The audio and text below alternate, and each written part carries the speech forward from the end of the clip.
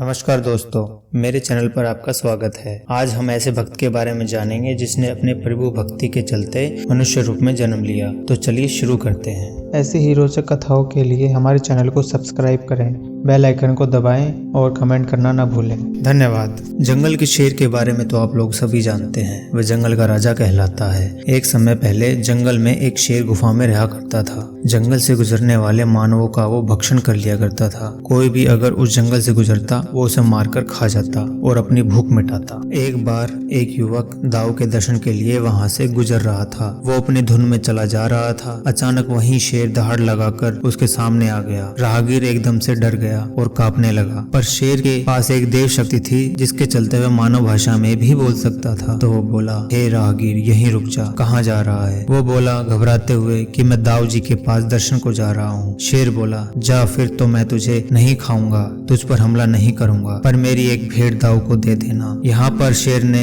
एक औरत को मार के खाया था और उसी के गले का हार उसने दाऊ को चढ़ाने को कहा। उस युवक ने हामी भरते हुए डरते हुए उसे उठाया और वहाँ से निकल गया। उसने उस हार को दाऊ जी को चढ़ा दिया, पर चढ़ाते ही दाऊ जी प्रकट हुए और बोले, पथिक सुन ध्यान से, सिंहराज को बोलना उसकी भेंट स्वीकार कर ली गई है और उसे मेरी तरफ से ये 2 झांझर भेंट करना। झांझर जो कि घुंघरू है। वह उन झांझर को लेकर निकल गया। वापस जाते हुए युवक ने सोचा, अगर इस रास्ते से वापस गया तो शेर मुझे खा जाएगा, इस बार वो मुझे नहीं छोड़ेगा। यह सोचकर युवक ने रास्ता बदल लिया, पर शेर के पास भी दिव्य शक्ति थी जिसके रहते उसने उसे दूसरे रास्ते पर भी घेर लिया। शेर बोला, बेईमान, तू कहाँ जा रहा है? तू राह बदल के मेरे से बच के जा नहीं सकता। क्या तू दाऊ के पास से मेरे लिए कुछ नहीं लाया? युवक घबराते हुए बोला, लाया हूँ सिंहराज, दाऊ जी ने आपके लिए झांझर दी है। शेर ने खुश होकर दोनों झांझर आगे के पैरों में पहनाने के लिए युवक से कहा। युवक ने दोनों झांझर शेर को पहना दी। झांझर पहनते ही शेर दाऊ जी के गुण गाने लगा,